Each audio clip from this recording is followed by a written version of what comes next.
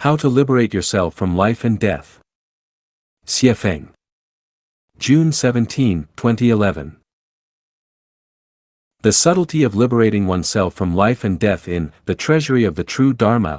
Mahakassapa later explained his understanding directly to Ananda, who gave it to Shanavasa, and all the way to Bodhidharma, the 28th patriarch of Buddhism. When the 27th patriarch, Prajnatara, gave it along with a robe and begging bowl to Bodhidharma, he said, 60 years after I attain nirvana, I want you to take these three things from India to China and carry Buddhism forward to benefit all living people. Bodhidharma took Zen Buddhism to China and was regarded as the first Chinese Zen Buddhist patriarch. He eventually passed them to Haik, the second patriarch, who passed them to Senkan, the third patriarch, then to Daoxin, the fourth patriarch, and to Hongren, the fifth patriarch. When Master Hongren told about them, he was met with some trouble because he found that the real successor should be the unknown handyman Huaining in the monastery instead of the highly reputed and admirable Professor Master Shinshio. It would be very unconvincing to all if everything passed directly to Huaining. In a desperate way, he said, the lives and deaths of mortals are matters of huge importance, but you only pursue the land of promise without seeking to be away from the bitter sea of life and death. If you lose your nature, then how can blessings bring you salvation? Both of you, write me a stanza. He who understands what the essence of mind is will be given the robe, the insignia of the patriarchate, and the Dharma, the ultimate teaching of the Zen school, and I shall make him the sixth patriarch. With a small trick, he finally gave his treasures to Master Huaining. Master Huaining was the sixth and final patriarch of Zen. The treasury of the true Dharma and the robe and begging bowl were lost after him. I used to joke that I am the seventh patriarch of Zen, and that I have written on Zen by the seventh patriarch of Zen 1, 2, 3, 4, and 5, which are the most heavily weighted 5 articles of all my writings. Now the question, as instructed in Buddha's Treasury of the True Dharma this subtle Dharma gate, does not rest on words or letters but is a special message outside of the scriptures, becomes how to transfer from mind to mind. If I were to tell it with words, then I would be rebelling against the teachings of Buddha. So, if not expressing with words, how can we know how to liberate ourselves from the samsara of life and death? To make the best of both worlds, I can only slide over the water.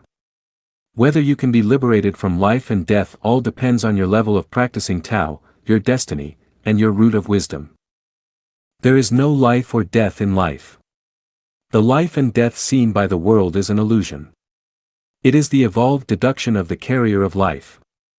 Life has nothing to do with time, so life has no limitations of time and is beyond all ages.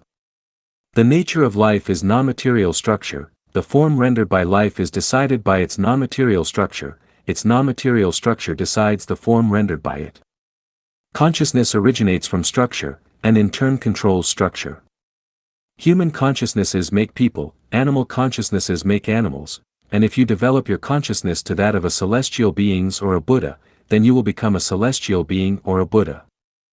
Life is a cycle of reincarnations. The death we commonly see is not the death of life itself, but the phenomenon of life transformation.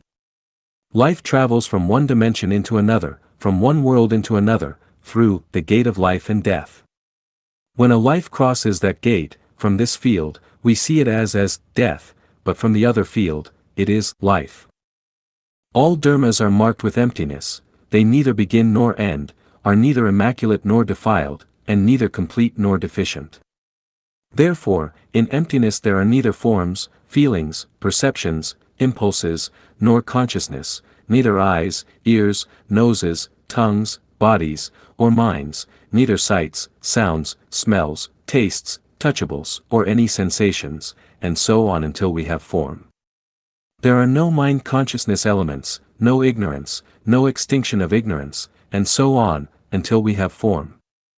There is no decay and death, no extinction of decay and death, no suffering, no origination, no stopping, no path, no cognition, no attainment and no non-attainment. Therefore, it is because of their non-attainmentness, that bodhisattvas, through having relied on the perfection of wisdom, dwell without thought coverings.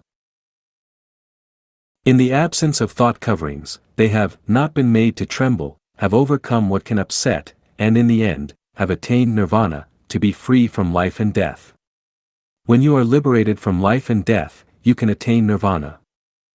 If you understand the truth above, then you can be liberated from the samsara of life and death. The problem is that as mortals, we have fleshy eyes and mortal stalks. As we cannot see higher dimensional space and worlds, we are not fully convinced of the above truths. Then what? It is easy. Follow the guide and verify, step by step.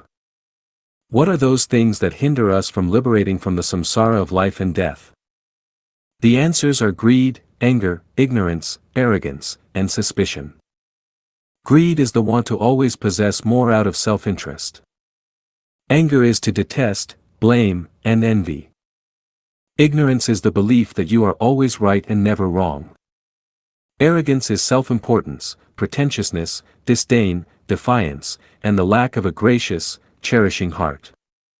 Suspicion is being full of doubts and not facing the facts. It is hypocritical, false, and self-deceiving. Overcoming greed, anger, ignorance, arrogance, and suspicion will enable you to understand this truth and will liberate you from the samsara of life and death. The reason is very simple and easy to do, but putting it into real practice is difficult. After being liberated from life and death, one also needs to understand where to go after death. If you are heading to the lower world, then you will be miserable.